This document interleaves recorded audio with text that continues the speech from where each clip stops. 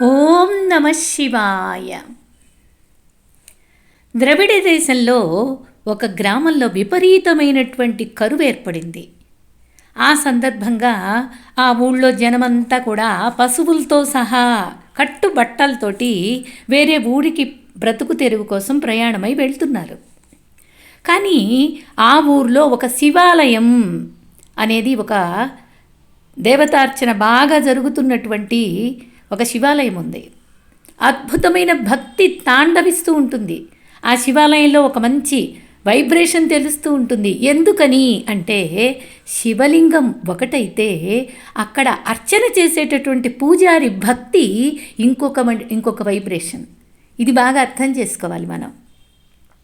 ఆ పూజారి అద్భుతంగా భక్తితోటి భగవంతుడితోటి మాట్లాడుతూ ఉండేటటువంటి తత్వం ఉన్నవాడు. అందుకని ఊళ్ళో జనమంతా ప్రయాణమై వెళ్తున్నా కూడా ఆ శివాలయంలో పూజారి మాత్రం నేను రాను అనేశాడు. ఎందుకని రావు? ఎలా బతుకుతావు ఇక్కడ? ఈ ఊర్లో ఏముందని బతుకుతావు అని అందరూ అడిగారు. ఏదైనా కానీ నా శివుడికి నైవేద్యం ప్రతిరోజు నేనే పెట్టాలి, అందుకని నేను రాలేను అని చెప్పేశాడు. నీకే తిండి లేదు, నువ్వేం పెడతావయ్యా శివుడికి నైవేద్యం? ఇక్కడ అంత కరువు కాటకాలు ఏర్పడితే నువ్వు ఎలా ఉండగలుగుతావు అని ప్రశ్నించి, సరే మేమేం చేయలేము, మేము వెళ్ళిపోతున్నాం అని అందరూ అన్నారు. అందరూ వెళ్ళిపోయారు. ఈయనేమంటాడంటే, సరే నన్ను ఆ పరమేశ్వరుడు చూసుకుంటాడు, నేను పరమేశ్వరుణ్ణి చూసుకుంటాను, నేను మాత్రం రాలేను అని అన్నాడు. సరే ఇంకా ఎవ్వరూ లేరు ఆ ఊళ్ళో, అందరూ వెళ్ళిపోయారు. ఈశ్వరుడికే చెప్పుకుంటున్నాడు, అందరూ వెళ్ళిపోయారయ్యా, నేనేదో ఒక ప్రయత్నం చేస్తాను, నాకేమైనా దొరికితే నీకు దానిలో నాకు సగం నీకు సగం, లేదు అది దొరకలేదు అంటే ఇద్దరం పస్తే మరి అని చెప్పేసి పరమేశ్వరుడితో మాట్లాడుతున్నాడు. పరమ భక్తుడు, అందువల్ల పరమేశ్వరుడితో మాట్లాడుకున్నాడు, ఇలా చెప్పుకున్నాడు. ఇంకెవరితో మాట్లాడుకోవడానికి లేదు. ఆయన భగవంతుడితో మాట్లాడటానికి అలవాటు పడ్డటువంటి భక్తితత్వం ఉన్నటువంటి వాడు. అందువల్ల శివుడికే చెప్పుకున్నాడు. అది కూడా భక్తి అంటే పరమాత్మనితో స్వయంగా మాట్లాడటం అలవాటు చేసుకోవడం అనేది మనం ఇంతకుముందు చాలాసార్లు చెప్పుకున్నాం. స్వయంగా మాట్లాడటం అనేది అలవాటుగా ఉండాలి, అదే పరమ భక్తిగా మారుతుంది. దాంతో ఇలా చెప్పుకునేటప్పటికీ పరమేశ్వరుడు కరిగిపోయి, సరే నువ్వు ఒక పని చేయి, నేను కొంత నీకు ధనం బాగా వచ్చేటటువంటి ఒక పని చేస్తాను, చెయ్యి అన్నాడు. ఒక శ్లోకం ఒక పేపర్ మీద రాసిచ్చి ఇది తీసుకువెళ్ళి దగ్గరలో ఉన్నటువంటి రాజుగారి దగ్గరికి వెళ్ళు, ఆయనకి కవిత్వంకి బాగా ఇష్టం ఉంది, కవిత్వం అంటే బాగా మక్కువ ఉంది, కాబట్టి అది చూసి నీకు కావలసినంత ధనం ఇస్తాడు, దాంతో నీ జీవనానికై నీకు బతకచ్చు, నాకు నైవేద్యం పెడుతూ నువ్వు అభిషేకాలు అవి చేసుకోవచ్చు అని చెప్పాడు. నేను దీనికోసమే కదయ్యా ఉంది అని చెప్పేసి, రెండు సిద్ధిస్తాయి అంటే నేనెందుకు వెళ్ళను అని చెప్పేసి అలాగే అన్నాడు. ఆ భక్తుడు ఆ రాజుగారి దగ్గరికి ఆ పేపర్ తీసుకొని, ఆ కవితా పేపర్ తీసుకొని వెళ్ళాడు. వెళ్ళేసరికి రాజుగారు ఏమన్నారంటే చదవమన్నాడు. దానిలో ఉన్నది ఏంటి అంటే ఇలా ఉంది: ఏనుగు నడక వంటి నడక కలిగిన మందగమన అయిన పార్వతీ కేశపాశములు సహజంగానే సుగంధము కలిగి ఉన్నాయి అని ఒక కవితా ధోరణిలో రాసిచ్చాడు. కవితా ధోరణిలో ఆయన చదివాడు. అయితే ఆ సభలో నత్కీరుడు అనేటటువంటి వాడు మంచి కవితా ధోరణి ఉన్నటువంటి వాడు. అతడు కవితా పండితుడు కదా, లేచి కవిత్వం అంటే సహజమైందిగా ఉండాలయ్యా, అందరికీ అనుభవంలో అందేట్లుగా ఉండాలి, మరి అసహజమైంది చెబుతున్నావు నువ్వు, ఇది తప్పు కదా, ఇలా రచన చెయ్యవచ్చా అని గట్టిగా గద్దించాడండి.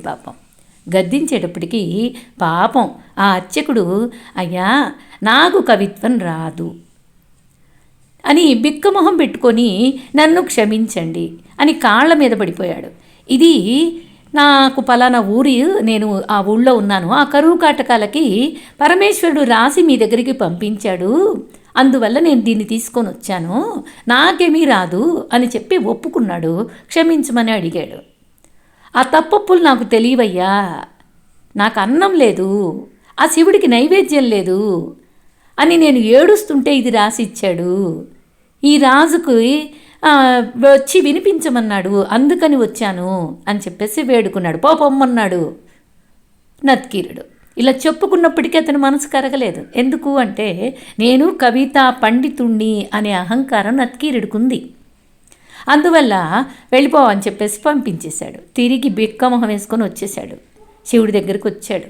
వచ్చి బిక్కమొహం వేసుకొని ధనం లేకపోతే పోయే అవమానం చేయించావు కదయ్యా శివయ్య అని అనుకుంటున్నాడు, చెప్పుకుంటున్నాడు, బాధపడుతున్నాడు. జరిగిన దాన్ని అంతా కూడా శివుడి దగ్గర చెప్పుకుంటూ సరే పోనీ ఆ మాటలు ఒక్కటేనా, మళ్ళీ అభిషేకం చేయాల్సిందే కదా అనుకుంటూ భక్తితోటి మళ్ళీ నీళ్లు దది తెచ్చుకున్నాడు. అక్కడ అవకాశం ఉన్నాయని ఆయనకు అభిషేకం చేయడానికి నమస్సోమాయచ రుద్రాయచ అంటూ మంత్రాలు చదువుతున్నాడు. ఓం సహస్రశీర్ష పురుష సహస్రాక్ష సహస్రపాత్ అంటున్నాడు. అభిషేకం చేస్తున్నాడు. గొప్ప పద్యం రాసిచ్చావు కదయ్యా అని అంటూ అభిషేకం చేస్తున్నాడు. మంత్రాలకు మంత్రాలు చదువుతున్నాడు. అవమానం మనస్సులో బాధగా ఉంది. మళ్ళీ నైవేద్యం పెట్టడానికి పెద్దగా ఏమీ లేదు. ఇవన్నీ మనసులో బాధ కలుగుతోంది. పరమేశ్వరుడితోనే మాట్లాడుతూ అభిషేకం చేస్తూ మంత్రాలు స్తుతిస్తూ ఉన్నాడు. అవమానించావు కదయ్యా అని చెప్పేసి శివుడికి చెప్పుకుంటున్నాడు. నీవు పెట్టకపోయినా సరే నేను నీకు పెట్టాలిగా నైవేద్యం, ఇంత పూజ చేశానుగా, కాబట్టి నీకు పెట్టకుండా నేను ఉండలేనుగా, ఇదిగో తిను, ఓం ప్రాణాయ స్వాహ, ఓం అపానాయ స్వాహ, ఓం వ్యానాయ స్వాహ అంటూ నైవేద్యం పెట్టేస్తూ ఉన్నాడు. అది కూడా మనస్సులో అవమానం ఉన్నప్పటికీ ఇది చెయ్యకుండా ఉండలేను అనేటటువంటి పరమ భక్తి ఆయన లోపల తొంగి చూస్తుంది. పరమశివుడు చూస్తున్నాడు ఇదంతా. అన్నీ చూస్తూ ఆయన కూడా బిక్కమొహం వేసుకొని చేయించుకున్నాడు అంతా. ఏమిటి ఇలా చేస్తున్నాడు, రోజు ఎంతో భక్తిగా చేస్తాడు, ఈరోజు త్రికరణ శుద్ధిగా చేయడం లేదు అనేది గమనించుకొని పరమశివుడు అడిగాడు ఉండబట్టలేక, ఇంకా ఎందుకయ్యా అంత కోపం నా మీద అని భయం నటిస్తూ ఏమి ఎరగని వాళ్ళలాగా అడిగాడు. వెంటనే ఏం చెప్పాడు, సర్వాంతర్యామి అయిన పరమేశ్వరుడు అలా అడిగేసరికి అవును మరి నీకేమయ్యా, అవమానించే ఎంత గొప్ప పద్యం రాశావు, అవమానం చేసావు కదా ఆ పద్యంతో, మీ ఆవిడ వెంట్రుకలకి సహజ సువాసనగా ఉంటుంది అని చెప్పావు. అక్కడేం చేశాడు, సభలో అందరి ముందు నత్కీరుడు నిలదీశాడు. ఏమిటి కవిత అని ప్రశ్నించాడు. సిగ్గుపడి అవమానంతో తిరిగి వచ్చానయ్యా అన్నాడు. అప్పుడు శివుడు అన్నాడు, ఆయనకేమీ తెలీదా ఇదంతా, అన్నీ ఆయన సర్వజ్ఞుడు కదా. శివుడు అన్నాడు, బాగా కోపం వచ్చేసింది చెప్పేసరికి, చెప్పే తీరుకి. భక్తుడనేవాడు బాధపడుతూ అలా చెప్పేసరికి శివ మనస్సు కరిగిపోయింది. అసలు వాడెవడయ్యా, ఈశాన సర్వ విద్యానాం ఈశ్వర సర్వభూతానాం బ్రహ్మాధిపతి బ్రహ్మణో అధిపతి బ్రహ్మ శివోమే అస్తు సదాశివోగం. నేను కాస్తంత కవిత్వం ఇస్తే పలుకుతున్నాడు వాడు ఆ నత్కీరుడు. నేను రాసిన కవిత్వంలో తప్పు పట్టేంత మొనగాడా, ఉండు నేనే వెళ్తాను, నేను చెప్తా వాడికి బుద్ధి చెప్తాను అన్నాడు.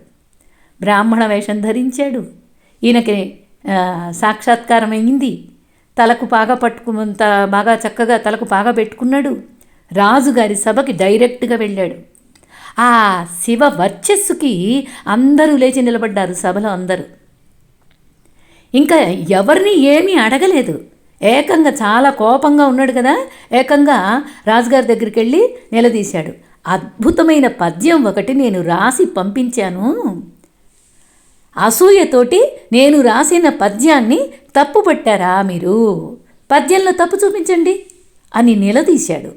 పద్యంలో తప్పుందా, అలంకారం తప్ప, పదబంధం తప్ప, రసభంగం ఏమైనా అయిందా, ఏది ఎక్కడ తప్పు చెప్పండి అని గద్దించాడు. పరమశివుడు గద్దించేసరికి రాజు తెల్లబోయాడు. నిన్ననే అయిపోయింది కదా, మళ్ళీ ఏంటి గొడవ, గబాలన ఈయనెవరో వచ్చాడు, ఓహో ఆ పద్యం కవిత రాసినవాడు శివుడని చెప్పాడు కదా, ఈయనేనేమో అనుకున్నాడు. అనుకొని అంటే శివుడనే పేరు ఉంటుంది కదా మనుషులకి, అందుకని ఈయనేమో ఆ రాసింది అని నివ్వెరపోయి చూస్తున్నాడు. అంత ధైర్యంగా నా ముందుకు వచ్చి ఇలా మాట్లాడుతున్నాడు, ఈయనలో వర్చస్సు ఇంత గొప్పగా ఉంది అని అలాగ చూస్తున్నాడు. నత్కీరుడు లేచాడండి. లేచి గబాల్లో లేచి, ఏంటయ్యా కవిత్వం రాసావా, పద్యం రాసి పంపించావా, కొండలకి తల్లి పార్వతీదేవి, ఆ, ఆమెకేమో ఆ తల వెంట్రుకలకేమో సువాసన ఉందేమో అని రాశావు. ఎలా ఎలా ఉంటాయి? ఏ మగువులకు వెంట్రుకలు సువాసనతో ఉండవు. ఆకాశంలో పువ్వు ఉంది అంటే ఎవరైనా నమ్ముతారా? ఎవరైనా అనుభవించి చూపించుంటే చెప్పు, అప్పుడు నమ్ముతారు.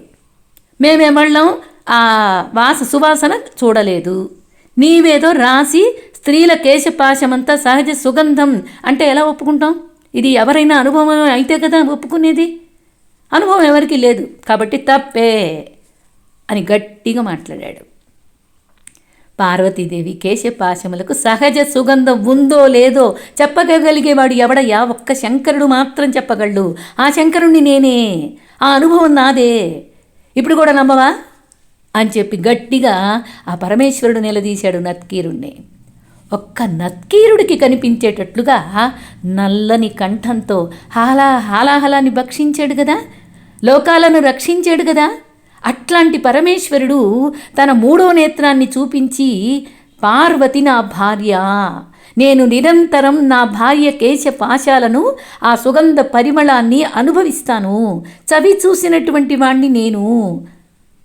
అసలు ఆయనే కదండి సుగంధి. త్రయంబకం యజామహే సుగంధిం పుష్టివర్ధనం ఉర్వారుకమేవ బంధనాత్ మృత్యో మృక్షీయమామృతాత్ అంటూ ఒక్కసారి నత్కీరుడి వైపు చూపించాడు. అదే గనక ఆ చూపించిన తీరుకి నత్కీరుడు కొంచెం సత్వగుణంతో ఉన్నట్లయితే క్షమించమని కాళ్ళ మీద పడుంటే ఎట్లుండేదో.